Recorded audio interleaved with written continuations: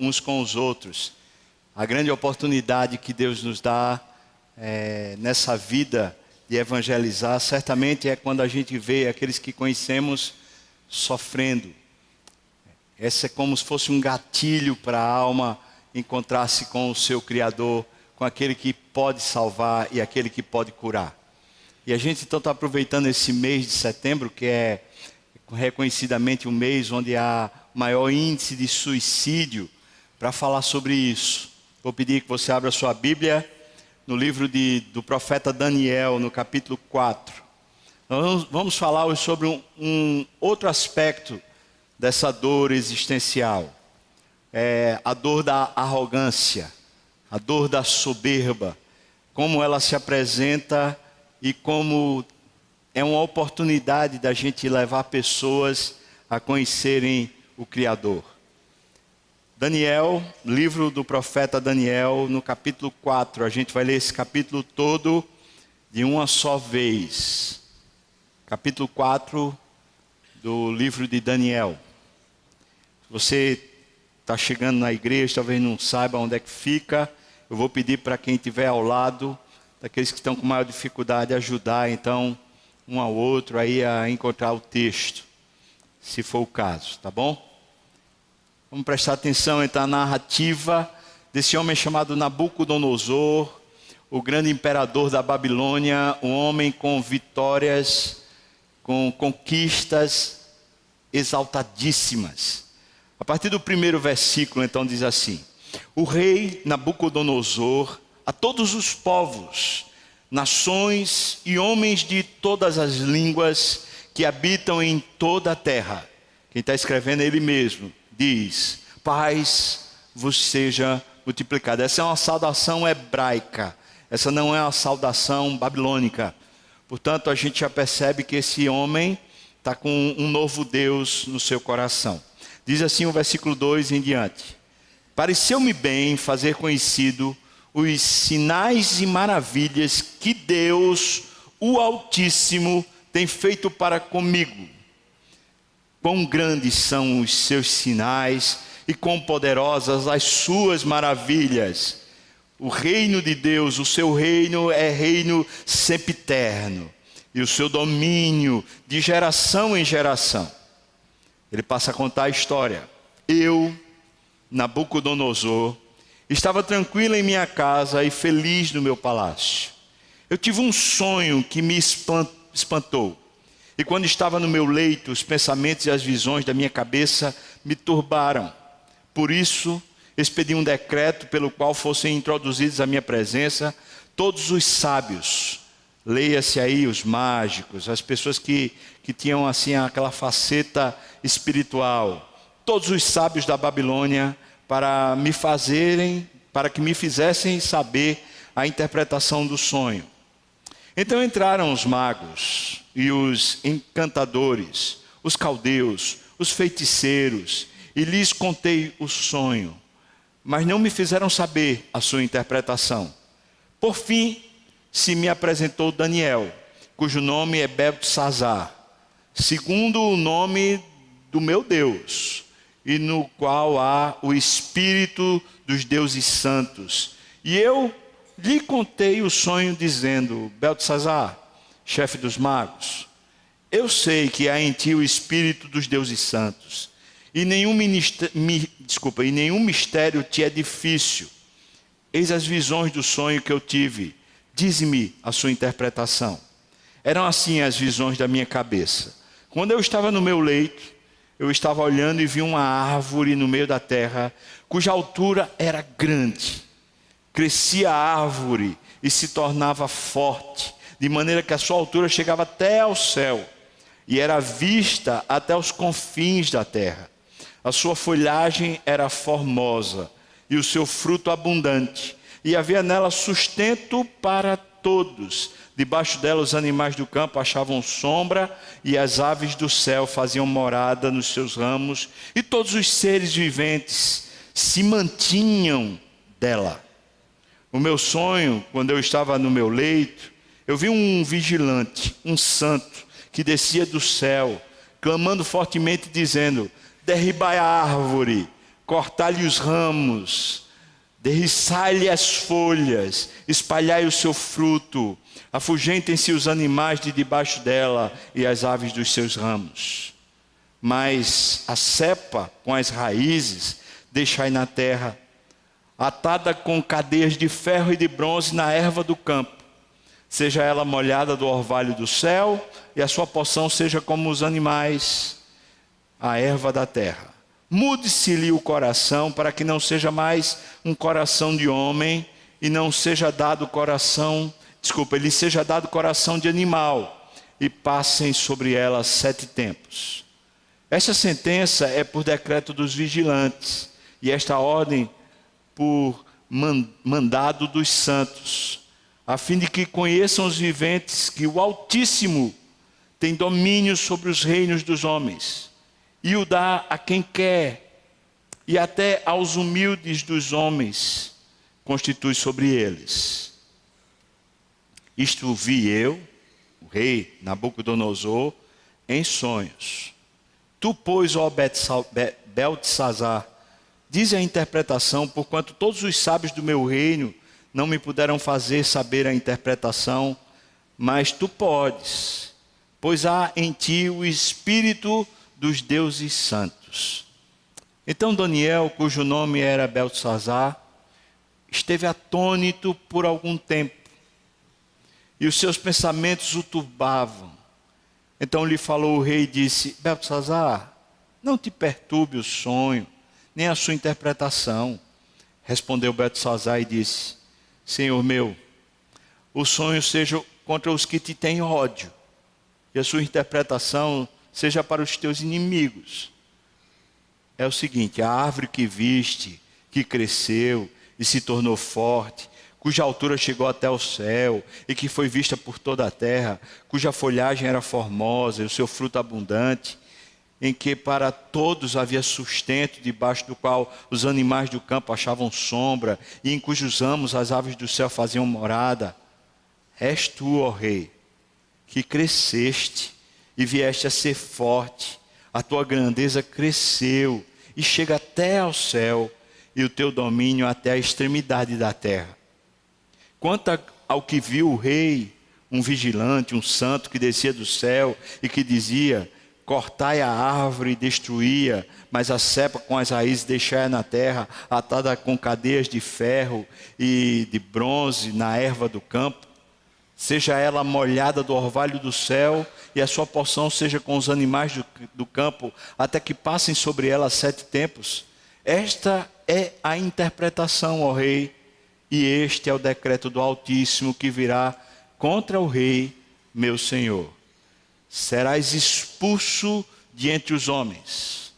A tua morada será com os animais do campo, e dar-te-ão a erva, ou a comer ervas como aos bois, e serás molhado do orvalho do céu, e passar-se-ão 7 tempos por cima de ti, até que conheças que o Altíssimo tem domínio sobre o reino dos homens, e o dá a quem quer. Quanto ao que te foi dito, que se deixasse a cepa da árvore com as suas raízes, o teu reino tornará a ser teu, depois que tiveres conhecido que o céu domina. Porquanto, ó rei, aceita o meu conselho e põe termo pela justiça em teus pecados e em tuas iniquidades, usando de misericórdia para com os pobres, e talvez se prolongue a tua tranquilidade. Todas essas coisas sobrevieram ao rei Nabucodonosor. Ao cabo de 12 meses, passeando sobre o palácio real da cidade da Babilônia, falou o rei e disse: não é esta a grande Babilônia que eu edifiquei para a casa real, com o meu grandioso poder e para a glória da minha majestade?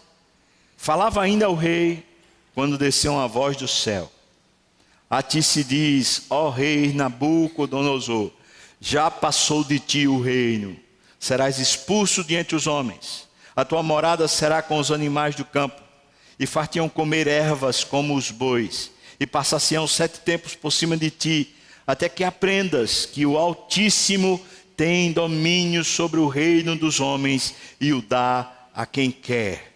No mesmo instante, se cumpriu a palavra sobre Nabucodonosor, e foi expulso de entre os homens, e passou a comer a erva como os bois. O seu corpo foi molhado do orvalho do céu, até que lhe cresceram os cabelos como as penas das águias, e as suas unhas como as das aves dos céus. Mas ao fim daqueles dias, eu, Nabucodonosor, levantei os olhos ao céu, tornou-me a vir o entendimento, e eu bendisse o Altíssimo, e louvei, e glorifiquei ao que vive para sempre, cujo domínio é sempre eterno, e cujo reino é de geração em geração. Todos os moradores da terra são por ele reputados em nada, e segundo a sua vontade ele opera com o exército do céu e os moradores da terra. Não há quem lhe possa deter a mão, nem lhe dizer: que fazes? Então logo me tornou a vir o entendimento, também para a dignidade do meu reino, tornou-me a vir a minha majestade e o meu resplendor. Buscaram-me os meus conselheiros e os meus grandes. Fui restabelecido no meu reino, e a mim se me ajuntou extraordinária riqueza. Agora, pois, eu, Nabucodonosor, louvo, exalto e glorifico ao Rei do céu, porque todas as suas obras são verdadeiras, e os seus caminhos são justos, e ele pode humilhar aos que andam na soberba. Amém. Vamos orar, irmãos. Pai, abre-nos o entendimento das Escrituras. A minha condição é pequena e precária. Eu sou pecador, Deus. Eu não tenho nada para dar que venha de mim mesmo, que seja bom para o teu povo. Por isso eu te peço que, apesar de mim, o Senhor me use e resplandeça aqui a tua palavra, Deus, e ela se faça entendida por nós todos, não só na mente, mas como aconteceu com Nabucodonosor, também isso se entenda no coração. E eu te peço isso no nome de Jesus. Amém. Amém. A história, acho que ela fica bem fácil. A história de um grande rei todo-poderoso que tem um sonho, e o sonho é um anúncio divino de que viria uma espécie de catástrofe no seu reino, e uma catástrofe pessoal, porque ele seria tirado do reino e ficaria sendo considerado como um animal, e até o tipo de alimentação para denotar como ele foi colocado numa posição de humilhação, uma vez que a Babilônia era conhecida pela fartura das suas mesas. Então essa ideia de que ele foi comer erva era tipo assim, é como se ele tivesse realmente passado por um processo tão grande de humilhação que ele agora fosse daqueles menores dentro do reino. E essa ideia de que ele ficou tomando orvalho aqui, ele perdeu não só o palácio, mas ele ficou como se fosse um habitante da rua, uma pessoa que não tinha mais lugar, estalagem. Esse homem teve esse sonho, ficou atordoado, ele chamou os feiticeiros que ele tinha, chamou as pessoas que eram dessa arte mística, e ninguém conseguia interpretar. Ele chama Daniel, que ele reputa Daniel como sendo mais um místico. Entretanto, Daniel tem uma distinção, ele diz assim, ele é dos deuses santos. Tipo assim, existia magia negra, existia uma magia mais ou menos, e existia uma magia branca. Só para você entender, era essa a concepção de Nabucodonosor. E a magia branca, obviamente, para ele era Daniel, que era o suprassumo. Mas é claro que Daniel não está nem aí para isso, porque Daniel não serve aos deuses. Daniel serve a esse Deus que Nabucodonosor vai conhecer. E Daniel, quando se apresenta, o rei conta-lhe o sonho. E eu acho tão lindo o que acontece, para a gente ver como é que é o coração de um homem que é servo de Deus. Daniel fica perturbado.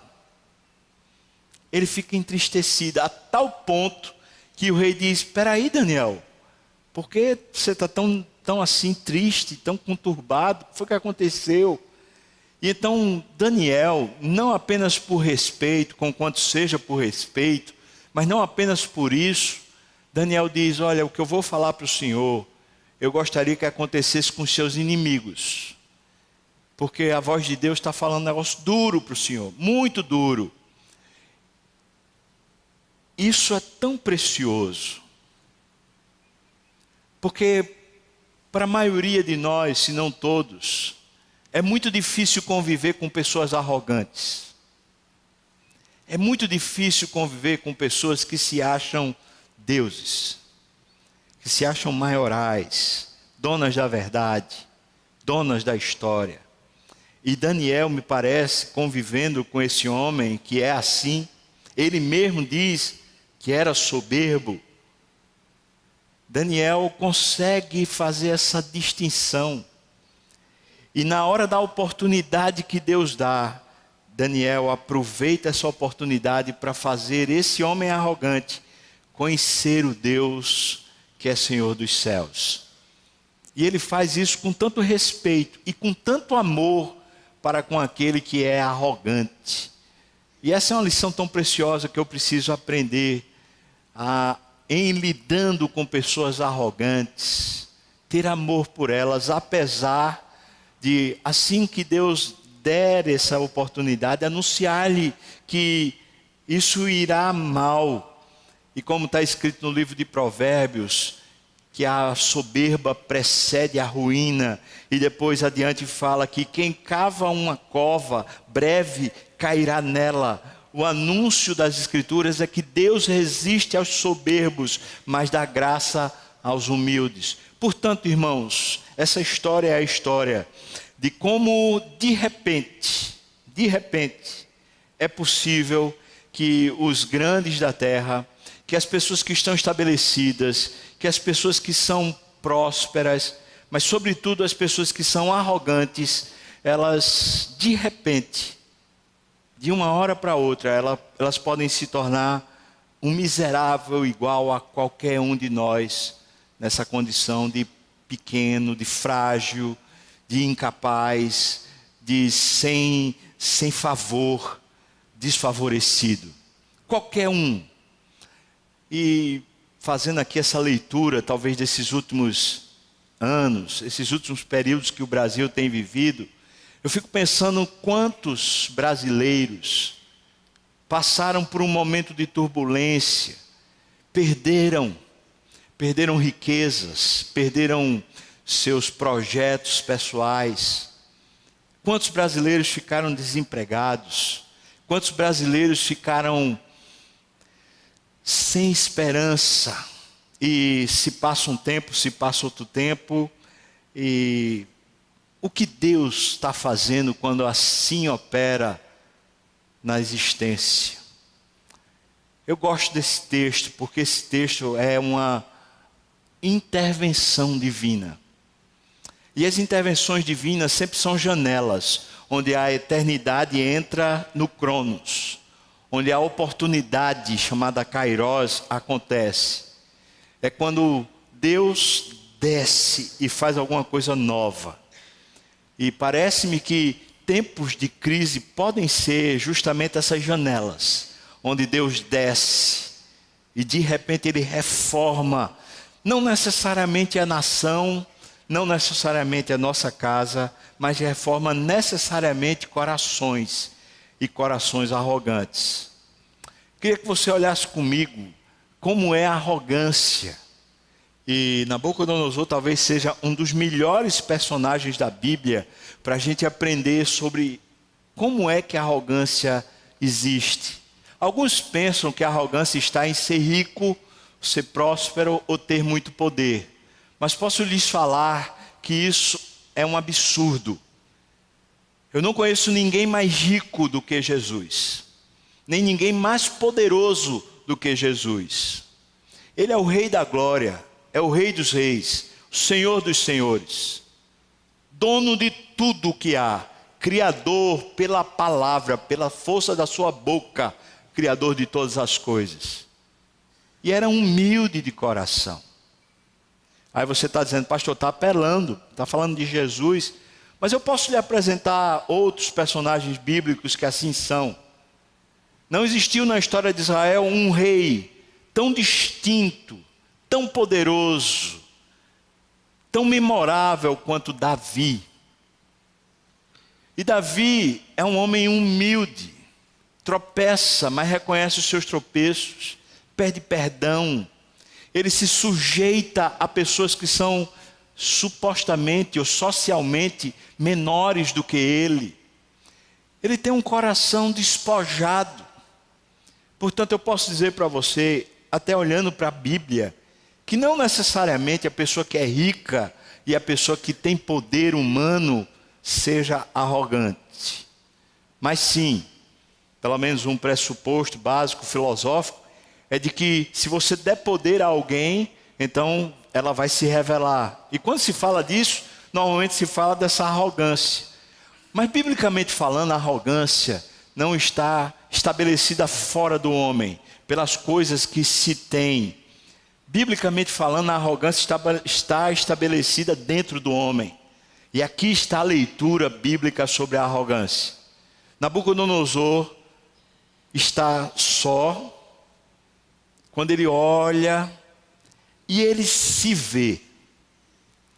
E no cenário que ele se vê como sendo uma árvore grande, que está tocando o céu. E nessa árvore existe, veja a palavra que é usada várias vezes nesse texto, denotando a arrogância. Nessa árvore existe suprimento. No caso de Nabucodonosor, ele se vê como sendo o supridor das nações. E a leitura da imagem que ele está vendo é a seguinte: os animais que estão debaixo dessa árvore, na sua sombra, as aves que se aninham nos seus galhos, são as expressões das muitas nações, dos seres humanos que estão vindo para debaixo dele, para o seu suprimento. E as aves seriam uma expressão dos próprios anjos, ou dessa dimensão espiritual, que também procuram nele algum nível de abrigo. Esse sonho de Nabucodonosor é provavelmente citado por Jesus quando conta uma parábola do reino. Jesus pelo menos faz uma inferência a esse sonho. No capítulo 13 de Mateus, se eu não me engano ali pelos versículos 30, por aí, ele fala sobre a parábola do grão de mostarda. E diz que você planta na terra e esse grão se torna uma árvore, uma hortaliça, maior de todas, e que a sua sombra serve para esse refrigério, e também os seus galhos servem para as árvores, ou para as aves virem aninhar-se. O que Jesus está falando é que o reino de Deus, preste atenção, irmão, que o domínio de Deus é o supridor da humanidade. Que o domínio de Deus é o lugar onde o reino espiritual vem aninhar-se. Mas Nabucodonosor, na sua soberba, está se enxergando como sendo ele o supridor, o lugar que traz na sua competência, nos seus esforços, na sua dedicação, ele consegue trazer para os seus súditos esse alento, essa segurança, essa manutenção. Portanto, biblicamente falando, à luz desse texto, a arrogância está diretamente ligada à providência.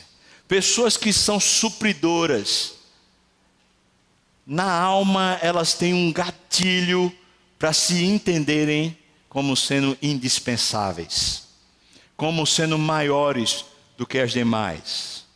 Basta ver dentro de um casamento quantas vezes acontece, aquele que ganha mais parece tratar com uma certa distinção, uma certa arrogância aquele que ganha menos. E isso pouco importa se quem ganha mais é o homem ou quem ganha mais é a mulher. O que acontece é que normalmente, quando se entra nessa dimensão de supridor, daquele que tem o dinheiro, daquele que sustenta, paga os gastos, esse normalmente acha-se o dono, o maior, o grande.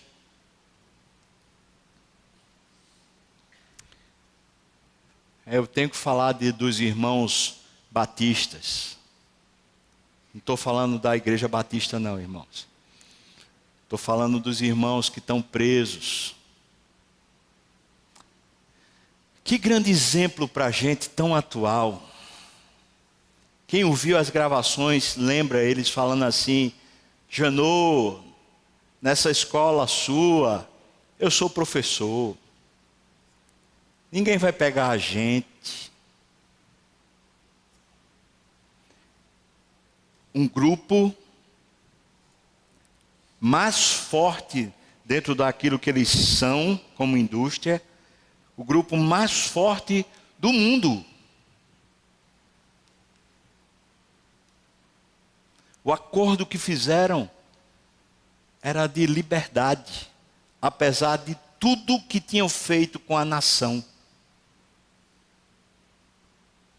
E de repente, assim, de um jeito que ninguém sabe explicar, uma gravação chega na procuradoria e o negócio vai, daqui a pouco o acordo está sendo revisto, os homens estão presos e a coisa parece que desaba sobre eles.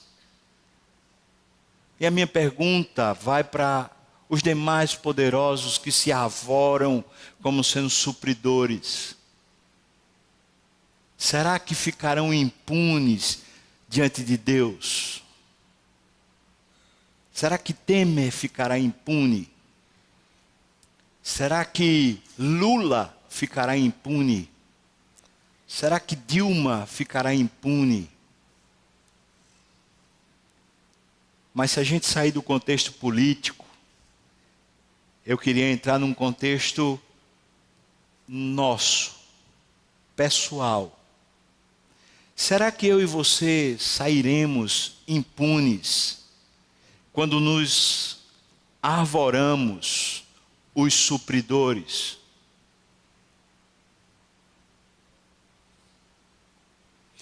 A lógica do mercado funciona mais ou menos assim para nós. Esforçar-se, dedicar-se para ganhar mais e se estabilizar. A ideia do mercado é que o seu esforço é quem paga a sua conta. Essa lógica ela é meritocrática. Isso faz com que você imagine a terra mais ou menos assim: se eu for competente, me esforçando bastante, eu serei maior do que os demais. A ideia de ter seu lugar ao sol é a ideia de que você está numa selva e que as árvores todas estão tentando crescer juntas. Mas se você conseguir crescer mais, você tem o seu lugar ao sol, as demais árvores ficarão na sua sombra. Essa é a ideia. É a ideia de Nabucodonosor. A ideia de uma árvore tão grande que quem estando debaixo dela, olhando para cima, não consegue ver o sol, nem consegue ver a Deus, porque só consegue ver Ele. E quantos de nós, na sua própria proporção, na sua própria dimensão, talvez na dimensão única da sua própria casa, talvez na dimensão única do seu próprio trabalho, quantos de nós nos arvoramos os supridores? Se somos casados, se somos pais, ou se somos solteiros, pouco importa, porque a questão é a questão do mérito. A questão é a questão da arrogância no coração. Às vezes, a pior sentença divina para alguém é fazê-lo prosperar, financeiramente falando. Porque a pessoa se imagina agora como a supridora, como a dona de alguma coisa dentro de casa. Eu tenho um testemunho pessoal a respeito disso. Meu pai, durante o meu período de infância, era um bom profissional, com uma boa carreira, com uma boa condição de vida. Mas dali do final da minha adolescência, ao começo da minha juventude, papai se arvorou em fazer um negócio próprio que não deu certo, por uma série de circunstâncias. E depois ele tentando voltar ao mercado de trabalho, ele passou 5 anos desempregado. 5 anos. Lembro-me de comentários como esse, por exemplo. Ele chegando em casa falando, eu recebi uma proposta de emprego, mas está defasada. O que querem me pagar não está no meu nível. Lembro-me de ouvi-lo falando assim, eu sou melhor do que isso. E nesse processo, Deus descortinou o coração do meu pai, quebrantou a sua alma. E foi justamente nesse período que meu pai veio a conhecer Jesus como seu Salvador. Aqueles 5 anos marcaram a nossa casa e a minha vida profundamente, porque eu passava por muita insegurança emocional, pensando, será que eu vou ter o próximo prato de comida? Estou falando literalmente, era assim. No entanto, Deus Supremo estava trabalhando no coração do meu pai e estava salvando a sua alma. Sabe, irmãos, esse sofrimento que é intervenção divina sobre aqueles que são arrogantes, é uma grande oportunidade de Deus salvá-los. Deus salvar-nos. Mas salvar de quê? Salvar de nós mesmos. Se o que ganhamos não é para a glória de Deus, então é para a glória nossa. Se achamos de alguma maneira que somos nós os provedores das nossas contas, nós já tomamos o lugar de Deus. Deus é o provedor do universo, criador e sustentador de todas as coisas. Se achamos que com os nossos cursos, com os nossos títulos, com o reconhecimento humano, se achamos que nos tornamos maior do que seja lá quem for, já estamos arrogantes. E certamente Deus que ama você e a mim, Ele sabe como nos tratar nisso. Perceba que é a maneira como você se vê. Nabucodonosor está olhando para si mesmo quando ele olha para aquela árvore. Mas veja que ele nem se percebe ao ponto de Daniel ter que dizer para ele, rei, você está olhando é para você, rei. O problema todo é esse, rei. É que você olha para você e vê em você mesmo grandeza que você não tem. E por isso a declaração de Nabucodonosor é que só há um rei. E que tem poder e tem domínio sobre tudo. E que é mantenedor de tudo. Veja que na figura do sonho, a árvore é cortada. Porque o reino que se estabelece no nosso coração sempre será uma árvore que não deixa a gente mais ver aquele que é o verdadeiro rei. O nosso reino pessoal, nosso domínio, a nossa postura de senhores, opiniosos, donos, cheios de nós mesmos, é isso, a arrogância. E mais uma vez eu vou falar isso, porque acho que isso é tão importante. É tão difícil conviver com pessoas arrogantes. É tão difícil. Normalmente se convive com pessoas arrogantes por necessidade. E as pessoas que assim convivem com essas pessoas arrogantes, são como aqueles animais que ficam debaixo da árvore, dizendo, é o jeito.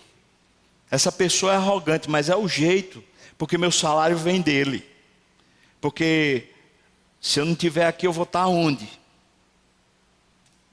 Sabe o que é impressionante, irmão? É que Daniel não faz parte desses animais que ficam esperando o suprimento do rei. É por isso que quando Deus dá a oportunidade para Daniel, ele com muito respeito e muito amor, ele vai falar para o rei a verdade. E o que Daniel está dizendo para o rei Nabucodonosor, é o que depois ele vai constatar. Nabucodonosor, é a sua arrogância que vai ser destruída. É isso que salva, irmão. Por isso, eu posso dizer para você, que tanto você é tanto mais conectado por esses dias maus, que todos temos. O dia da má notícia, o dia em que de repente a nossa capacidade não consegue suprir mais. Uma enfermidade, um desemprego, uma tragédia, uma morte. Aquela situação de desespero pessoal, onde você perdeu as suas próprias esperanças. Enfermidades na mente, enfermidades no coração, enfermidades no corpo. Nesses dias maus, nesses dias onde parece que nada que é humano consegue chegar lá, esses são dias de proveito divino. Talvez a gente devesse olhar e ver que é intervenção de Deus. Olha para Jó. Jó passa um período da sua vida todo purulento, todo chagado, perdeu todo o patrimônio, perdeu a própria família, seus filhos. Quem fez isso? Deus do céu fez isso. Irmão, eu e você precisamos aprender a reconhecer Deus como o Senhor que nos abençoa, que nos patrocina a vida, que gerencia o dia a dia, que faz as coisas acontecerem para a sua glória e não para a nossa glória.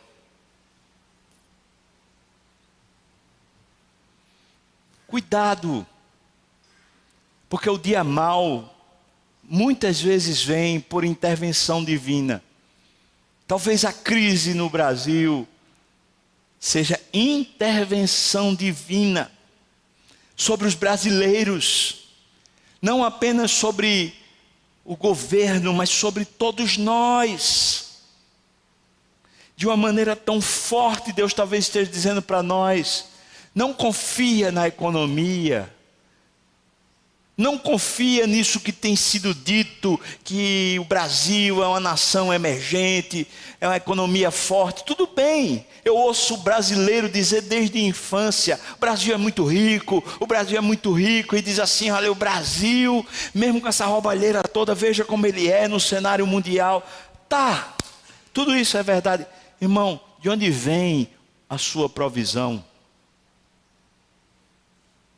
Se a gente não consegue lá no íntimo dar a glória a Deus por isso, dizer, Senhor, só Tu, então certamente, mesmo que seja só como semente, existe em nós uma arrogância já plantada, que na hora que a gente tiver algum nível de autoridade, algum nível de patrocínio de qualquer que seja a coisa, a gente vai finalmente aparecer aos nossos próprios olhos.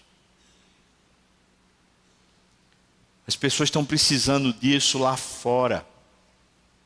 Os nossos empregadores. As pessoas estão precisando disso lá fora. Os nossos amigos de convivência, tão aperreados com as contas que têm para pagar, tão cheios de dívidas.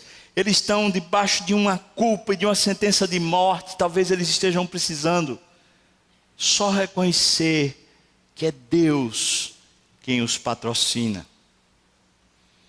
Isso é a mensagem do Evangelho.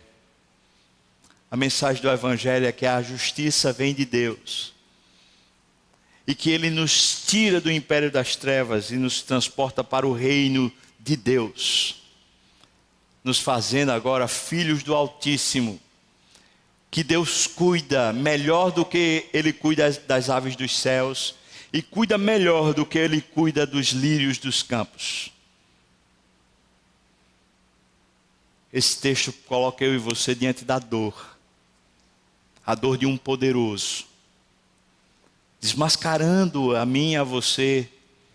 Que talvez muitas das dores que passamos não são essencialmente por causa da situação. Mas são sim, na essência, por causa do nosso coração. E que a grande libertação vem quando a gente pode dizer para Deus: és tu, Senhor, o dono de tudo, e és tu, Senhor, quem no tempo provê o que é necessário. Vamos orar, irmãos? Ó Deus, eu quero te agradecer pela tua palavra simples, profunda, contundente. Queria, com os meus irmãos aqui, pedir ao Senhor perdão. Perdão, Senhor, pela nossa própria arrogância. Por muitas vezes nos acharmos melhores, às vezes insubstituíveis, e às vezes merecedor de algum crédito. Meu irmão, minha irmã que está me ouvindo agora, se você reconhece isso na sua vida, e você quer uma transformação na sua vida a partir de aqui e diante, que essa consciência se fortaleça dentro de você, e você busque humildade diante de Deus, dia após dia, o reconhecimento da suficiência de Deus na sua vida, para todas as coisas. Eu queria convidar você a ficar de pé, eu queria orar com você e por você também, pedindo a Deus essa misericórdia. Você reconhece junto comigo necessidade de se humilhar diante de Deus e de clamar a Deus que lhe faça conhecer profundamente os méritos de Deus, o poder de Deus, a grandeza de Deus, a providência de Deus, a presença de Deus. Queria convidar você a ficar de pé para a gente orar agora nesse sentido, se humilhando diante de Deus.